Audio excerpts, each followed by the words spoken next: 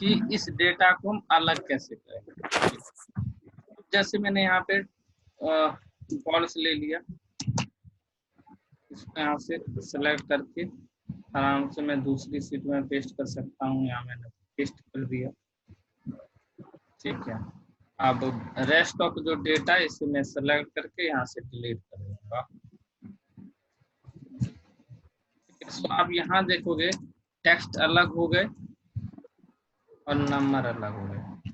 Clear है जी ये बहुत इम्पोर्टेंट एक फॉर्मूला है यहाँ पे, जो जब आप ये परेशान जब आप कब होगे जब आपके पास 10-15 हजार डेटा होंगे।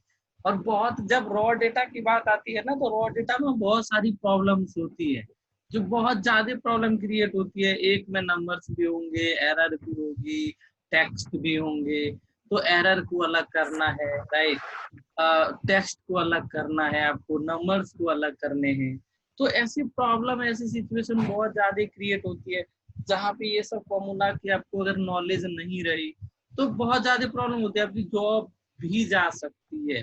क्योंकि आप अगर देखो 10 मिनट 5 मिनट का काम आप 10-10 घंटे में करोगे ना, तो आपको प्रीफर कोई नहीं करेगा कि यार मतलब नहीं इसको पता है या तो अच्छी नॉलेज नहीं है। तो मेरा कहने का मतलब ये है कि 175 फॉर्मूलेज जो मैं बताता हूँ, 175 फॉर्मूलेज में अगर आप ज्यादा से मतलब ज्यादा नहीं, उसमें से 75% भी आपके दिमाग में हमेशा फॉर्मूले रहेंगे ना, तो कभी भी ये प्रॉब्लम क्रिएट नहीं होगी। ओनली 75% की मैं बात कर रहा हूँ। 100% 175 के 175 आपके माइंड में रहेगा तो यू बिलीव मी आप उस टीम में टॉप में रहोगे, चाहे वो आप किसी भी ऑर्गेनाइजेशन में चले जाइए और चाहे वहां पे 50 MIS क्यों ना हो आपके साथ, उसमें से आप टॉप रहेंगे। क्योंकि आपको पता होगा इंडस्ट्री में ना लोगों को कितनी नॉलेज है, वो मैं बता देता हूँ, उतनी नॉलेज है जितनी उसको जरूरत है, ठीक है। मतलब लिमिट नॉलेज होती है लोगों के पास कि उनकी जॉब रहे, ठीक है, ज्यादा प्रॉब्लम मतलब जॉब ना जाए। लेकिन जब उस ऐसे एम्प्लॉय की जब जॉब चली जाती है ना, जॉब मिलने में बहुत ज्यादा मुश्किल होती है, राइट। तो ये चीज आप हमेशा याद रखना कि लिमिट नॉलेज पे कभी भी मत चलना। आपके पास उतनी नॉलेज होनी चाहिए कि किसी भी टाइप का मतलब प्रॉब्लम फेस होती है तो आप उसे रिजॉल्व कर सके, ठीक है। जब भी आप टॉप में आएंगे, जब भी आपकी प्रमोशन होगी, जब भी आप एक अच्छे MIS कहलाओगे। तो ये सारे फॉर्मूले आपके हमेशा माइंड में होने चाहिए। मैं हमेशा रिपीट करता हूँ, किसी भी फॉर्मूले को आप भूलना मत। हमेशा जरूरत किसी भी फॉर्मूले की कभी भी जरूरत पड़ सकती है, ठीक है। सो अब मैं आगे बताने जा रहा हूँ आपको इज नंबर। अगर आपको इज टेक्स्ट समझ आ गया होगा तो इज नंबर भी आ गया होगा। अब इसमें से इस फॉर्मूले में से, इस टोटल फॉर्मूले में से ये ऑलराउंडर है जिसका नाम है इफ एरर। सो मोस्टली जो लोग यूज करते हैं ना, 95% जो यूज किया जाता है एरर को इग्नोर करने के पर्पज से, इफ एरर का यूज सबसे ज्यादा है। इफ एरर जो फॉर्मूला है इसमें दो बेनिफिट है। ये बेनिफिट ये है कि एक तो ये एरर को भी इग्नोर करता है और दूसरी चीज इसके अंदर फॉर्मूला भी आप यूज कर सकते हैं विदाउट मर्ज के। एक लॉजिकल काम करता है और एक एरर को भी इग्नोर करता है, यानी कि ये दोनों काम करता है, ठीक है। वो कैसे मैं आपको दिखाता हूँ। और ये भी फॉर्मूला आप किसी फॉर्मूले के साथ आप यूज कर सकते हैं। जैसे मैं यहाँ पे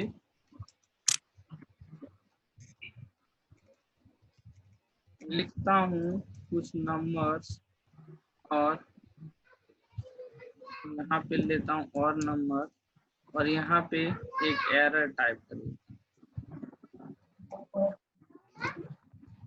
यहाँ पे मैं लिखता हूँ इफ एरर, ठीक है, this plus this plus this, और मैं कहता हूँ फाउंड एरर। क्या आउटपुट आएगा विजय? सोनू, रेवर, रेवर आवाज आ रही है? जी सर। रेवर आपकी 10 बजे से क्लास थी, पहले ज्वाइन हो गए? वो मेरे ध्यान नहीं रहा तो अच्छा कोई 9 बात बजे का नहीं। टाइम था ना। हाँ कोई बात नहीं। ये क्लियर हुआ? जी सर। जी सर। हाँ, तो इसमें आउटपुट क्या आएगा? एरर आएगा सर। एरर आएगी? अच्छा जी सोनू, सॉरी विजय, जी सर, यही आएगा फाउंडर। एरर। जी रेवर, एरर फाउंड करेगा तो एरर आएगा।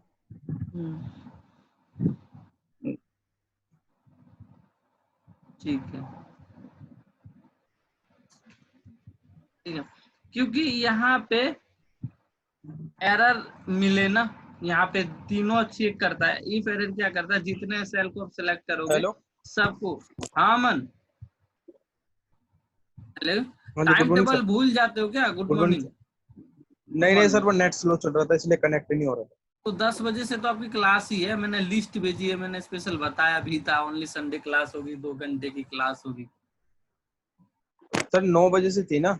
आप देखना एक बार व्हाट्सएप दोबारा चेक करना, और मैंने बताया भी था कि सैटरडे को अब नहीं पढ़ाऊंगा, क्योंकि सैटरडे में क्या होता है, सैटरडे में तो मैं आगे बढ़ता हूँ। इफ एरर, तो मैं यहाँ कुछ नंबर डाल देता हूँ।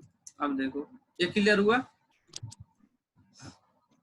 ये तो ये है। और इफ एरर भी आप किसी भी फॉर्मूले के साथ यूज कर सकते हो, ठीक है। ये इसका बहुत सारे बेनिफिट है। आप ये सिंगल भी यूज कर सकते हो, ये आप किसी फॉर्मूले के साथ भी यूज कर सकते हो। छोटा सा और एक एग्जांपल मैं आपको दिखाता हूँ।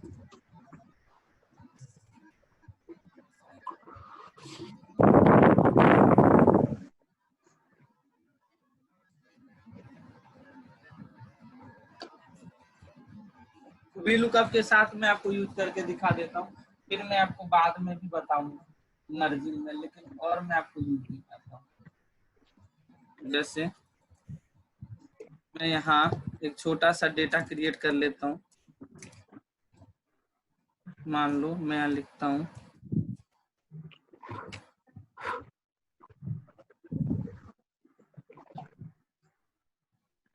ठीक है। अब यहाँ मैं लिख देता हूँ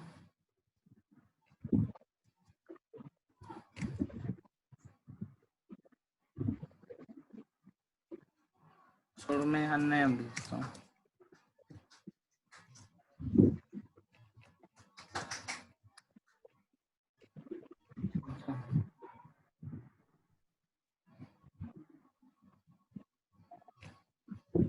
अब ये मैं इसको आईडी मान लेता हूँ।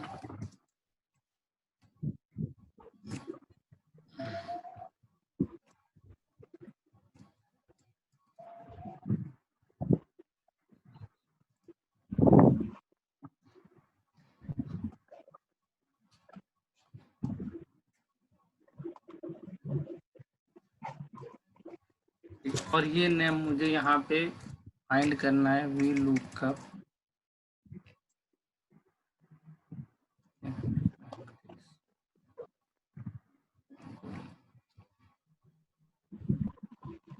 अभी आप यहाँ देखोगे तो एज इट इज नाम उठ गए, लेकिन अगर यहाँ पे कुछ एरर रहे, अब कुछ यहाँ पे एक एरर आ, तो एज इट इज आ जाएगा यहाँ।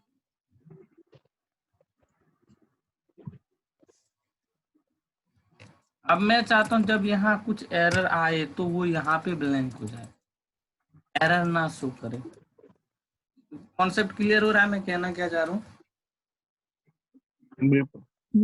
ये जो एरर है ना, यहाँ पे इस रॉ डेटा में एरर है, वो एरर यहाँ ना आए, मैं जो चाहूँ मैसेज प्रिंट करना वो करे। सो क्या कैसे इफ VLOOKUP के साथ इफ का कैसे यूज किया जाता है, इफ एरर का, वो मैं आपको दिखाने जा रहा हूँ। यहाँ लिखूंगा यहाँ वी लुकअप if error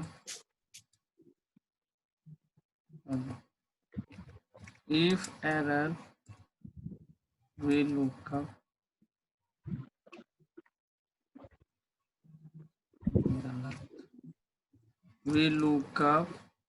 ये मैंने सेलेक्ट किया, ठीक है। फिर मैं लगाता हूँ यहाँ इफ एरर, या ऐसे भी आप कर सकते हैं, हाँ ऐसे कर सकते हैं, ऐसे मैं सिंपल दिखाता हूँ। वी लुकअप, इसको मैंने सेलेक्ट किया, यहाँ लिखा इफ एरर, ठीक है। मैंने ये सेलेक्ट किया, ठीक है, कॉमा 2 कॉमा 0।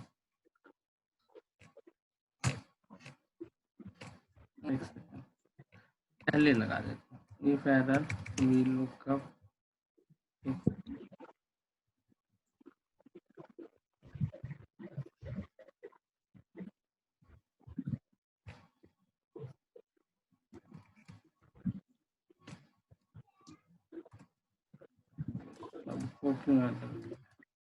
एक सेकंड,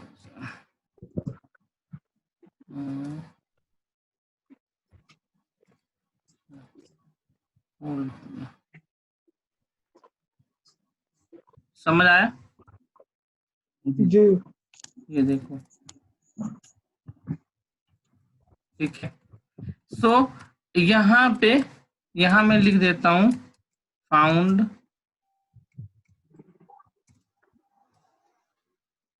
कुछ भी लिख सकते हैं यहाँ पे आप।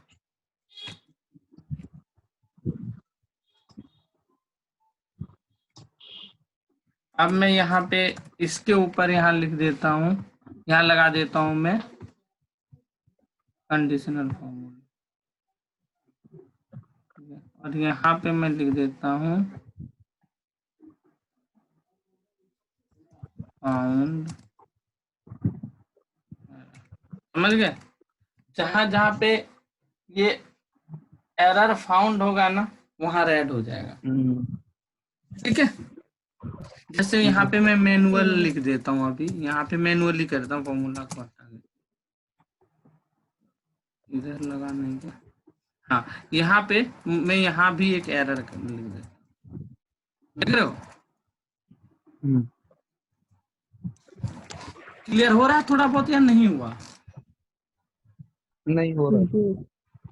सोनू, मैं दोबारा बताऊंगा ये चीज, मतलब मैं आपको यूज दिखा रहा हूँ बेसिकली। अभी जो मैं आप लोगों को दिखा रहा हूँ ना, वो यूज दिखा रहा हूँ कि क्या कैसे यूज किया जाता है सब फॉर्मूला, कैसे इंपॉर्टेंस क्या है इस सब की, राइट। ये सारी चीजें अगर आपको नहीं आएगी ना तो बेकार है, ऐसे आने चाहिए चीजें आपको।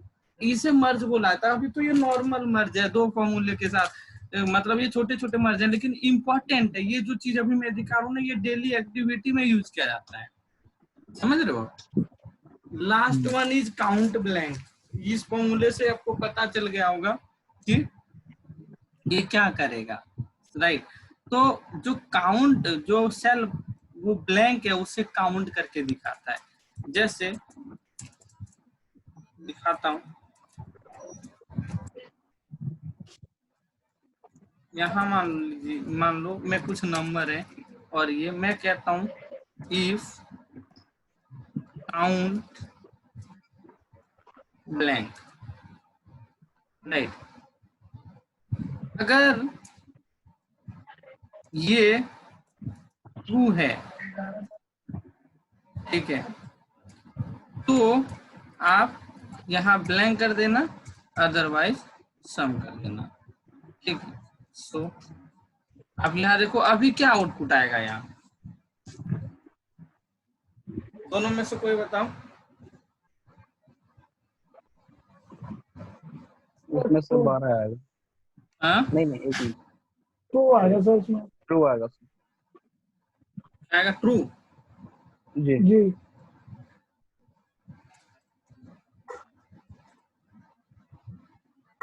आपने किस पर्पस पे, मतलब क्या सोच के बताया कि ट्रू आएगा? ये सर आपने जो सम किया था 12 के बाद में, वो ब्लैंक कॉलम था ना सर उसमें, हाँ हाँ तो इस चक्कर में इसलिए जैसे आपने लास्ट में सम का C3 से एक D3 तक आपने सम किया। सेकंड, एक सेकंड, एक सेकंड। हाँ मैंने कौन सा कॉलम को, सी को लिया है ना, तो क्यों आएगा ट्रू? मैंने सी कॉलम को सिलेक्ट किया ना, और मैंने इसको तो कहा अगर ट्रू होगा ना तो ब्लैंक आएगा, जी अगर ट्रू नहीं होगा तो एज इट इज उसको सम कर देगा। अगर मैं यहाँ देता हूँ तो ये सम कर देगा। अब इसको अगर मैं यहाँ पे ब्लैंक करता हूँ ना तो ट्रू लिखेगा ना वो। एक सेकंड, ये गलत हो गया थोड़ा, पहले आएगा।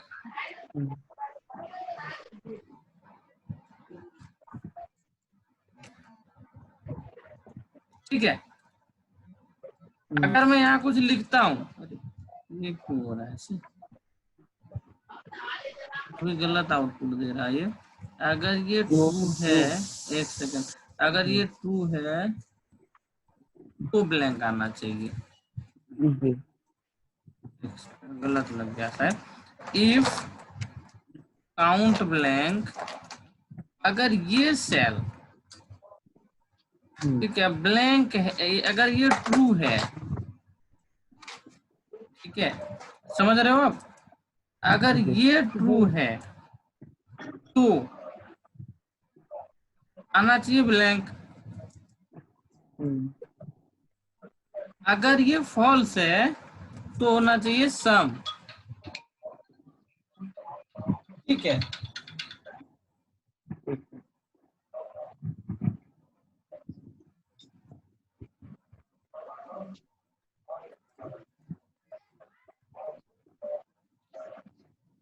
से वर्क कर रहा है।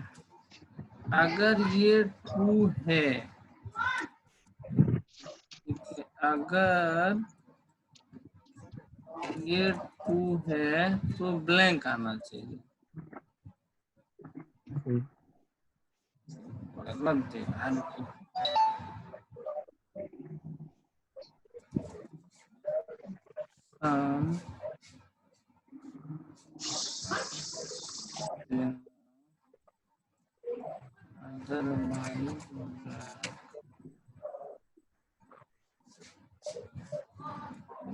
ब्लैंक करना,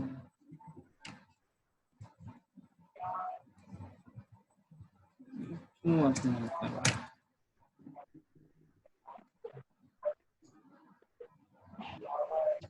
मुझे एक फॉर्मूला चेक करना दो। काउंट ब्लैंक तो 1 आ रहा है। अच्छा अच्छा अच्छा अच्छा, मैं कुछ गलत कर रहा हूँ, समझ रहे हो? ये 1 और 2 देता है ना, काउंट करता है। मैं कुछ, मेरा दिमाग में और कुछ चल रहा था, जैसे वो इसीलिए आउटपुट गलत दे रहा है। देखो ऑब्वियसली बात है, हम सब कंफ्यूज थे। ठीक है, ये क्या करता है, ब्लैंक को काउंट करता है ना, ट्रू और फॉल्स नहीं देगा। जैसे मैं काउंट ब्लैंक लिखता हूँ, अब मैं इसको काउंट करूंगा कि इसमें कितने ब्लैंक हैं, तो ये दिखाएगा ना 2 है। वहाँ ट्रू और फॉल्स की कोई बात नहीं थी। एक्चुअली मैं कंफ्यूज हो गया था, मतलब कुछ और दिमाग में चल रहा था, इसीलिए मतलब आउटपुट नहीं आता। ये ट्रू फॉल्स नहीं दिखाता, क्योंकि मैं तो वहाँ if count blank equal true लिख रहा था ना, तो वो तो इसमें है ही नहीं। समझ रहे हो? तो आप ये कर सकते हैं कि जैसे थोड़ा लंबा लॉजिक जाएगा, ये दिस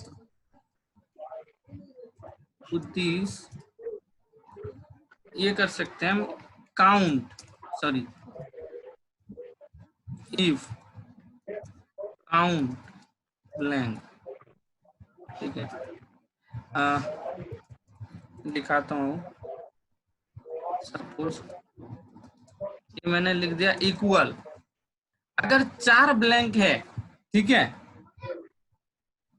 तो क्या करना आप, अगर इसमें जितने सेल हैं, ठीक है, उसमें से अगर 4 सेल ब्लैंक है तो आप ब्लैंक छोड़ना, आप समझना। और इससे ज्यादा अगर सेल ब्लैंक है तो सम कर देना। बात समझ आई? जी सोनू, सॉरी जी विजय। सर। हाँ जी हाँ जी। हाँ,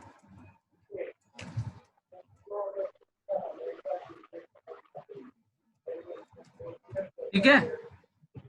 जी तो